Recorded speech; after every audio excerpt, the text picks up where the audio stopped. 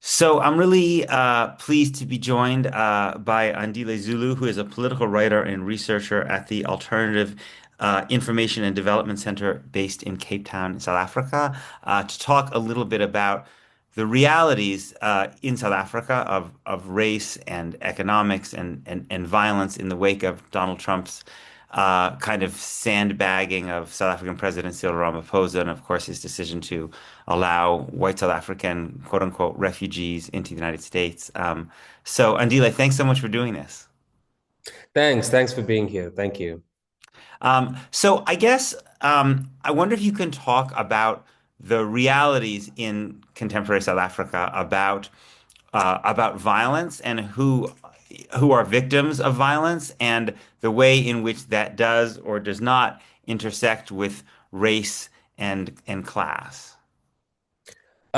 So I think an important part to begin is to acknowledge that criminal violence against women and children, is unfortunately quite a pervasive part of the post-apartheid South African experience and the experience pre-apartheid as well.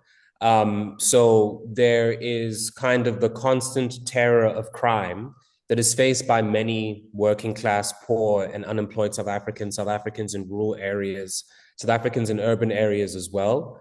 And this pervasive terror of crime primarily results from the economic crisis and the social ills produced by South Africa's abiding commitment to the project of neoliberalism. So we have a remarkably high unemployment rate. To say it's remarkable is may be even an understatement. Right now, it's sitting at about 42.9% unemployment rate, which translates to just over 12 million South Africans who are without jobs. You then have, for example, 18 million South Africans who live in extreme poverty. So that's South Africans who live on about 35 Rand a day, which I think is about 1.5, 1.50 US dollars a day.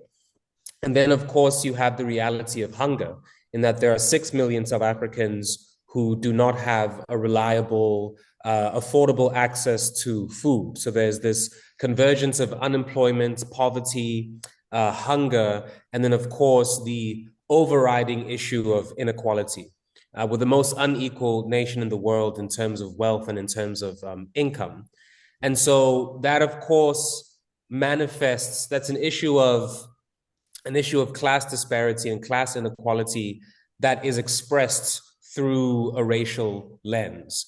So on the one hand, this results from, centuries and decades during the apartheid regime of Black, Indian, and colored South Africans being denied access to quality education, being denied access to healthcare, being denied access to land ownership, and essentially being subjugated into a political system which facilitated expansive economic exploitation and a very rigorous control of labor, and relegated many of the non-white populations into Black, colored, and Indian townships, but also a lot of the Black population into reserves, essentially, into what were called Bantustans. So you had years of economic and social underdevelopment as a means to exploit the population. And then in order to facilitate that, you have this system of political oppression as well, in which people of color, as Americans would say, non-white South Africans, are denied civil liberties, are denied political rights, are denied any ability to participate in the political system, drastically diluting their political agency. And in the transition to liberal democracy from 1994, which really begins in the late 80s, through a combination of various factors that we could discuss. But in the transition to democracy, there are attempts by the ruling African National Congress, which rises to executive power, to have some mild measures, some moderate measures of, basic service delivery. So electrifying millions of South Africans, for example, providing housing, building new schools and hospitals. But unfortunately, there is a tragic commitment to the project of neoliberalism. So the main priority of the African National Congress was a compromise with capital. And there are many different pressures and historic reasons as to why that happens that we could also discuss. But essentially, what it means is that they prioritize neoliberal policies such as austerity. So, having fiscal policies which reduce and limit state spending on social goods, public goods, and basic services, the gradual privatization of public assets or the corporatization of public assets, then having trade policies which liberalize trade and liberalize industries and deregulate sectors of the economy to kind of allow for this flooding in of foreign direct investment, and essentially building an economy that was hospitable to the interests of the private sector, the interests of capital, and then having, some measures of affirmative action which have created a small Black middle class relative to most of the Black population that lives in poverty. So, for people watching, it's about the poverty rate for Black South Africans is 64%. So this Black middle class is quite tiny, and the Black elites are quite small as well. It was an attempt by the ANC to kind of create this Black elite that would then create the pathway to have wealth trickle down through them getting more ownership of strategic parts of the economy. Of course, that never happens.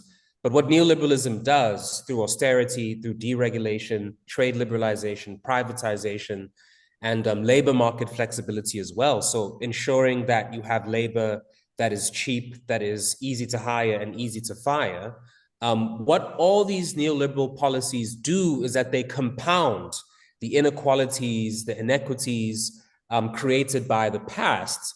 They compound them in the present, and they then, of course, create new inequalities for the past 30 years. So I always tell people that apartheid died, but capitalism endured and it evolved.